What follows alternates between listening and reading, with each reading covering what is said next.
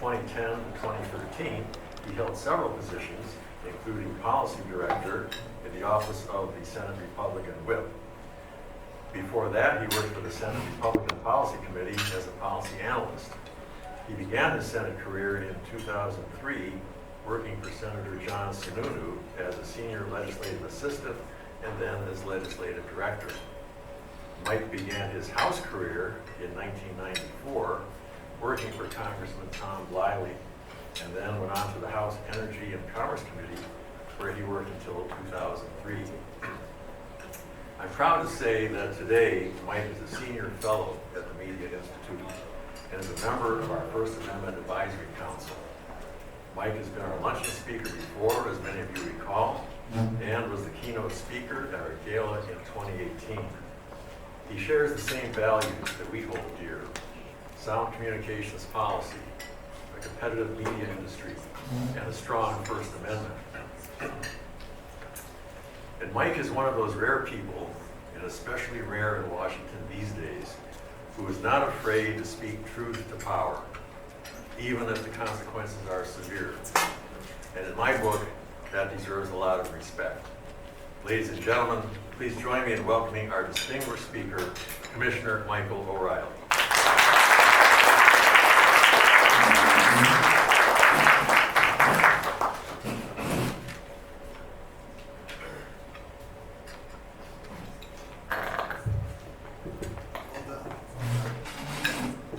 Thank you, and thank you, Rick, for that very kind introduction, and Chairman Wiley for all that you've done over the years for supporting the Media Institute. I was welcome guest, as Rick mentioned, to these luncheons during my commission days, and now I guess I'm doing the proverbial singing for my supper, or in this case, singing for my chicken. Deep appreciation for all of you who are able to be here today, as I was concerned the nomination hearing on the Hill would have forced a lot of empty seats and cancellations. Who doesn't like a good old-fashioned nominations hearing, right? When I say that I'm pleased to be here, I actually really mean it. Give you a little context. 2 weeks ago, my first kidney stone decided to generate excruciating pain in my abdomen. And yesterday, I had the privilege of my first colonoscopy. Whoever said getting old is really tough was right on the mark. That's probably more information than any of you ever wanted, but it should help explain why I found some of the chicken to be one of the tastiest dishes ever. That and the fact that I helped write this speech was still under some anesthesia, so if it's a little more outspoken than I normally am, then such is life. In all seriousness, I'm so very proud to be associated with the Media Institute. My departure from the commission led Rick to approach me. Actually, he emailed me, it was the heart of COVID, and asked about joining as a senior fellow, and I jumped at the chance.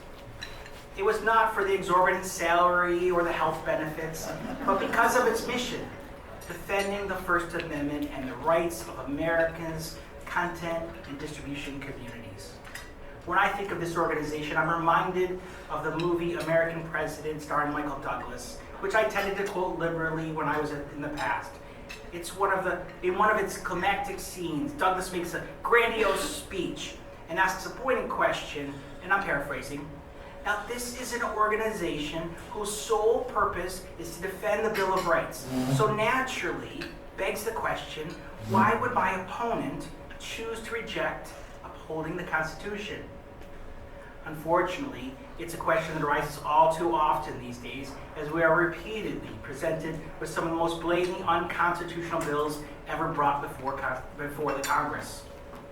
For those seeking a little direction, I'm going to break my comments into three parts. A little bit about me, a little bit about the commission, and a little bit about digital regulation. On the top of some minds is what have I been up to for the last couple of years. Those unfamiliar, I have not left the communication policy space. In fact, it is quite enjoyable focusing on issues I really care about rather than some of the two-thirds on mundane, albeit important matters of the commission. I have my little consulting practice that is flourishing, but not so much that it can't handle new contracts. Call me. This lets me be an advocate and seek to change the current narrative or the mindset of decision makers. It's not too different from the role I played on Capitol Hill or at the Commission. I also spent a great deal of time shedding light on communication matters for the investor community, which is often perplexed by the twists and turns of Washington. And I provide a select advice to some company boards.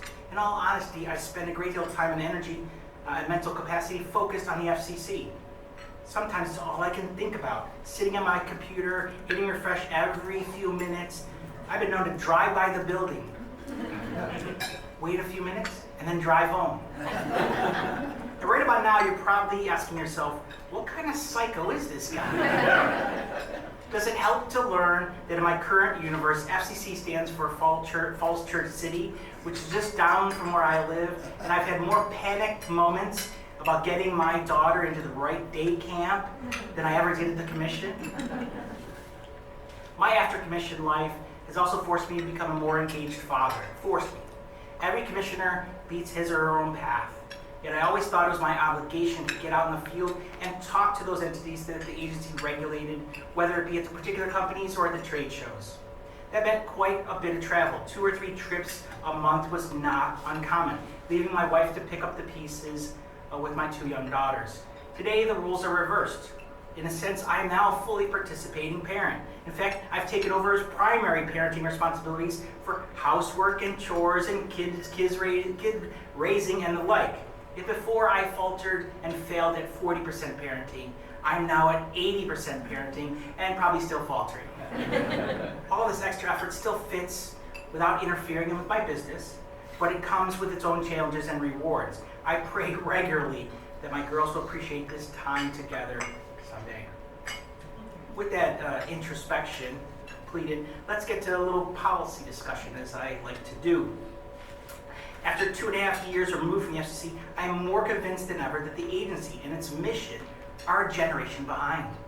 It survives to fight many of the same old fights that it has for decades, and yet the marketplace has significantly changed due to technological developments and consumer tastes.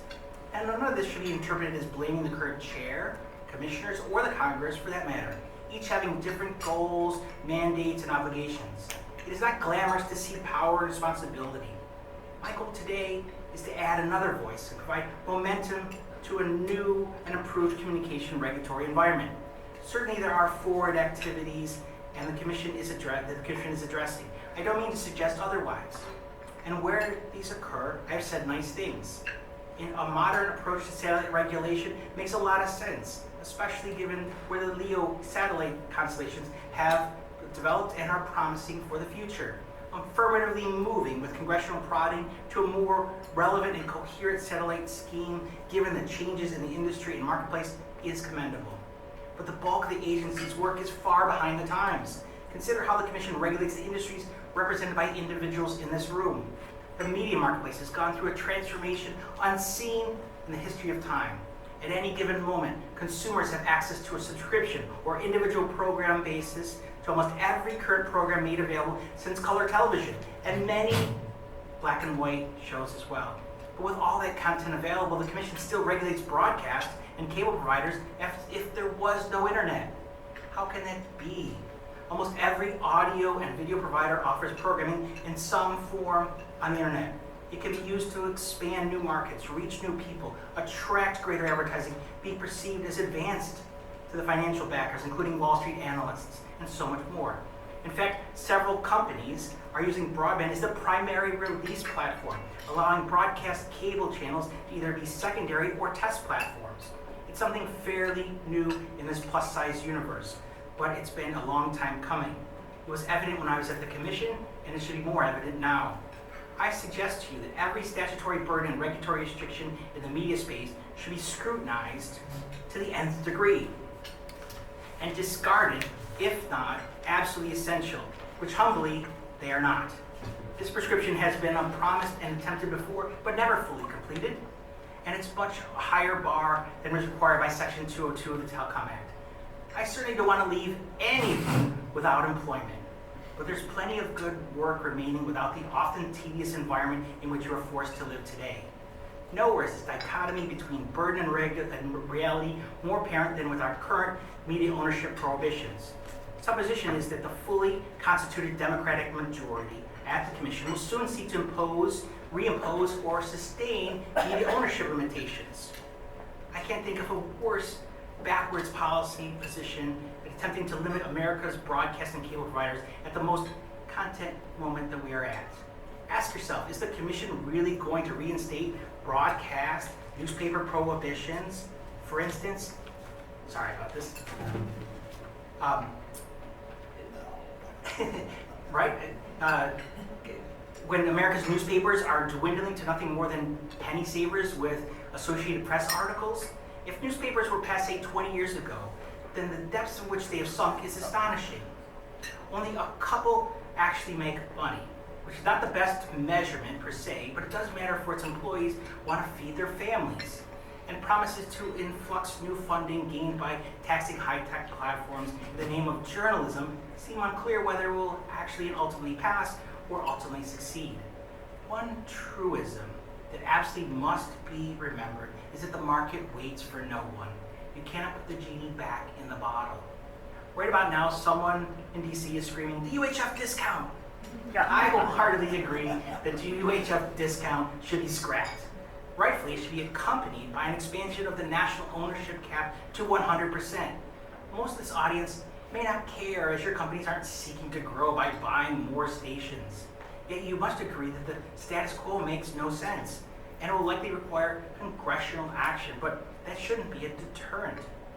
If we truly examine the breadth of the last commission's activities on media ownership, I suggest that it's actually quite modest. Tweaks here and there, meaningful ones indeed, but narrow its scope, even under the best spin.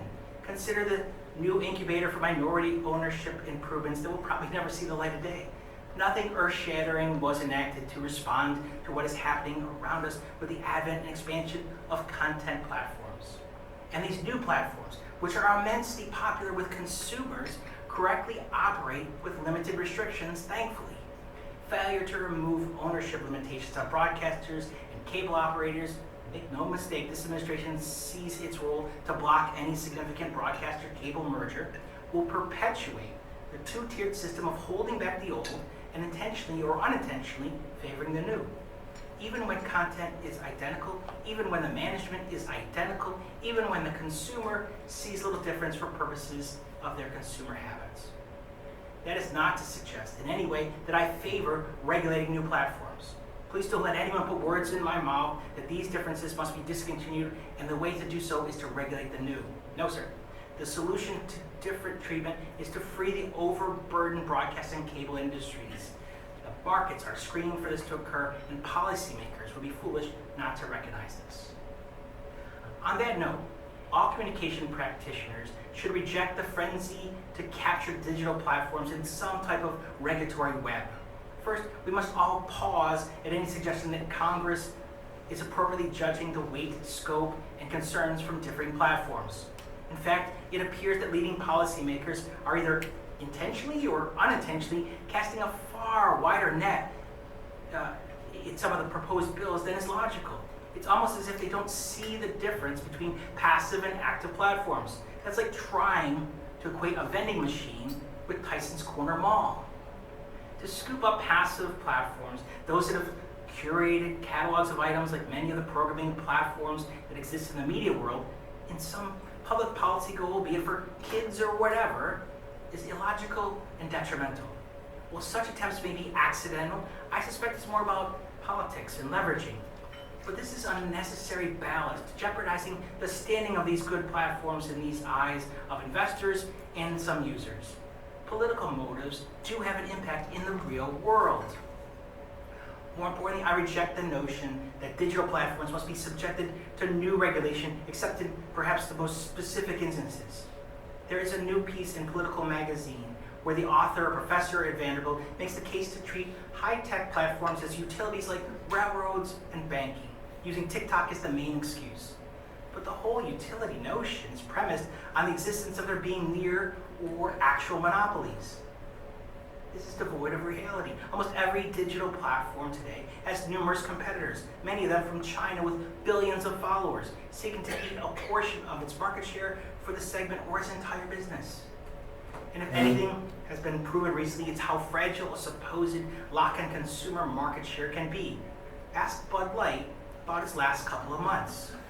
In the digital world, The nearest I can tell, Twitter has the most unique business model, unprofitable as it is, compared to others. Yet in the last year, we've seen a rise in multiple competitors, including one by the former president, with a new one expected to be launched very soon by Meta. Doesn't sound like a monopoly to me. I won't dispose of all the arguments here why this entire effort is misguided, or at least premature. I do think it's worth a moment to examine the complexities of agency structure, if one were to subscribe or be committed to such a mindset. Even if digital platforms are worthy of regulation, the inevitable debate will be who should do it. One of the craziest ideas that has been proposed in quite a while is to create an entirely new regulator. Randy May of the Free State Foundation has a recent piece wonderfully critiquing this idea, an idea led by Senators Bennett and Welch. I'd like to add my thoughts to this escalating set of raspberries. At least, the least efficient and effective idea is always to create a new government entity for some special purpose. AI is popular in DC these days. Somehow that means we need a new agency to regulate it? Of course not. New government structures inevitably grow government and fail mightily at their mission. Look at the Homeland Security Department as a prime example. Think of the logistics of creating an agency. CFPB comes to mind. It took years to make it a semi-functional, if that was a desire from your perspective, certainly not mine. On top of this, the proposal adopts the undefined and subjective public interest test as its mantra. Everyone here knows that results in basically whatever the majority members of the commission want it to be. In other words, there's no standard at all. I directly lived with the standard in many instances, sometimes to my benefit and sometimes to my detriment. From that vantage point, I can safely say that it tends to tilt the regulatory field in favor of a far greater level of excess than reasonably justified. And because it's so subjective, courts can have their own view on what is the public interest, creating more uncertainty. In essence, supporters of this approach are copying the 20th century vision of regulation and stapling it to a new board. Under this formula, an umpteenth number of problems can and would go wrong, all to the detriment of platform users, the American people. Even those who hate these platforms should be able to recognize this course of action is nonsensical. Now, I know I've exceeded my time, and I want to thank you for listening to an old commissioner, and I look forward to many more Media Institute events in the future. Hopefully, you'll invite me back. Thank you so very much.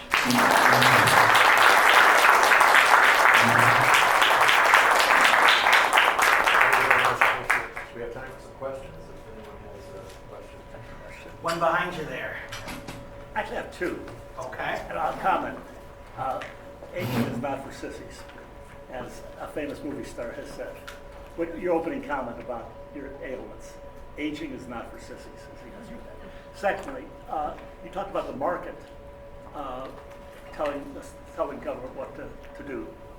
What about Wall Street? I mean, what's your read on how the investment community tells media companies and communications companies what to do?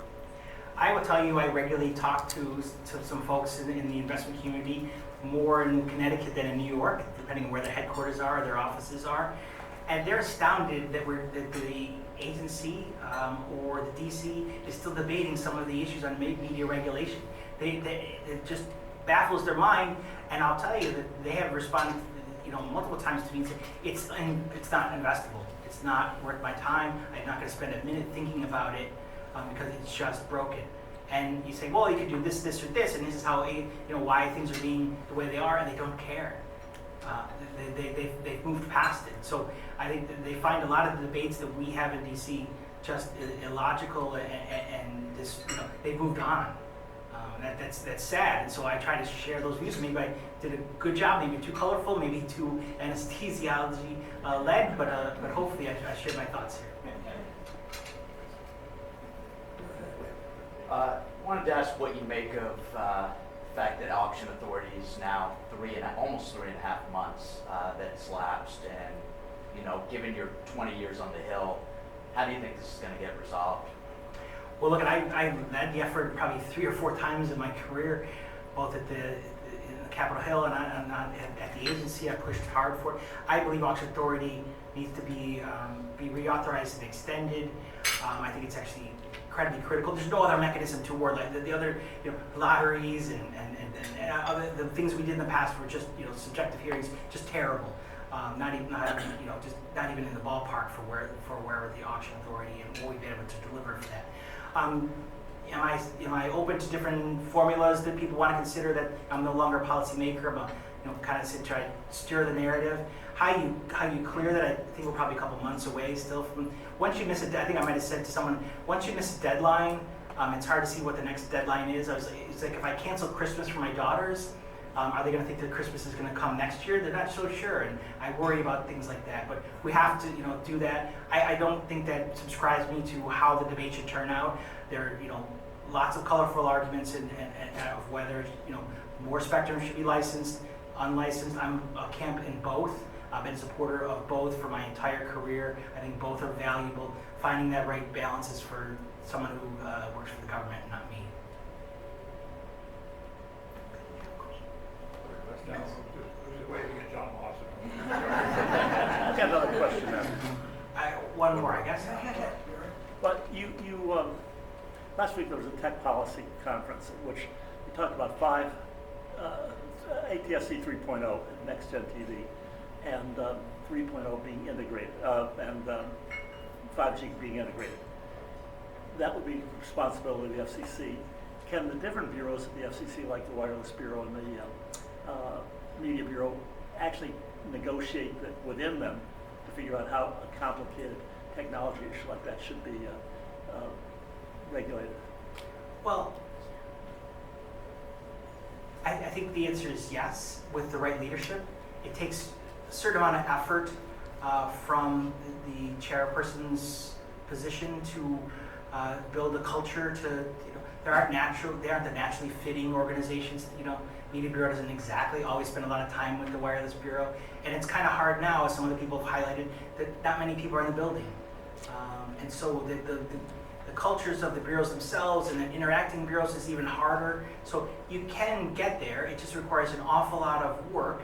I think that the wireless industry is trying to figure out, which is separate from the commission option. The wireless industry is trying to figure out what is, next gen TV going to look like. We've talked about it for quite a while. I spent a lot of time voting on issues. Hasn't quite exactly matched up yet to where we thought it might be at this point. So it would take some effort to kind of really enthuse everybody to the table to kind of make that happen.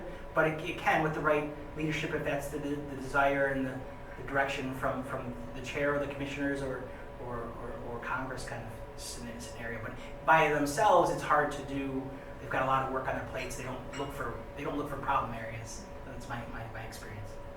I was hoping I could hear your prognostications on whether ACP would be refunded or what you see happening between now and next year. As many of you know, I've spent a great deal of time talking about ACP. I support ACP as a Republican, as a conservative. I think it's the best mechanism we have to date to deal with the affordability issue, which is one of many, but one of it, or a handful of issues that keeping consumers from taking advantage of broadband and all the benefits that it offers. So I've given that message, and I want to see it extended. I do think there's a window to provide some additional funding. I've been kind of describing it as solving the Band-Aid issue, which is a short-term funding issue, and then many people want to talk about the bigger reform of USF and contributions and all these other things over here. And I've told people I'll roll up my sleeves and work on the big issues. As any of you know, I like the complex subject matter, and I'm willing to do that. I don't think that happens quickly. USF is always a longer-term debate. I worked on the '96 Act and how those language torture language got to where it is, as a young pub, obviously. So I think the Band-Aid piece is the one most important, and I do think there's room for more funding from the Congress in this space, but I suggest it probably comes with a couple things. One, it probably a smaller universe of funding than people would like, right? So I think and it's probably going to, when I talk to people, they're looking at eligibility and they're looking at waste, fraud, and abuse. How do you deal with those issues? Is there ways? And I think you can turn those dials without harming the program, without undermining its purpose, while still providing all the benefit it brings forward. So I think there's a deal to be had on the short term. I call it the Band-Aid. I definitely think, and that's we're going to find out in the next couple of months if my prognostication and the work that in my voice has had any benefit. Commissioner, Yes, sir. How do you feel about net neutrality? You see that coming back, and is there some middle ground that can be found by Congress on this area?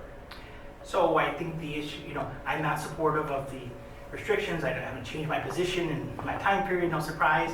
I do think it's coming back. I've said this as much. I do think that you can't be nominated to be a commissioner at the FCC on the Democratic Party without supporting net neutrality, just like you couldn't be on the Republican side if you didn't oppose net neutrality. I think it's kind of that universe, even though the debate is, we've moved past it. Everybody in town has kind of moved past it. Everyone's kind of tired of it. I talk to, no one wants to pull out their old talking points. The experiences have all moved on. The old instances that people cite for violations have all so dated. Okay, but I think it's coming back. I do think it's coming back. And do I think there's room for Congress to do something here? Yes. There are a lot of things that Congress is considering. Could you find a middle ground in this tough, really narrow margins? Possibly. Some will depend on where the commission lands on some things. I don't think that Congress is going to beat the commission to the punch in terms of acting, but it could act itself.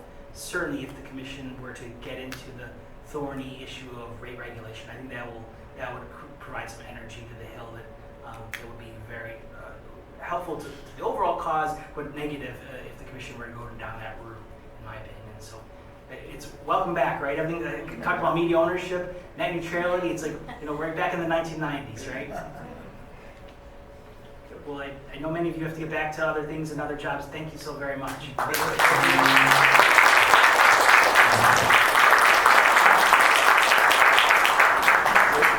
you back here with us today. We will invite you back.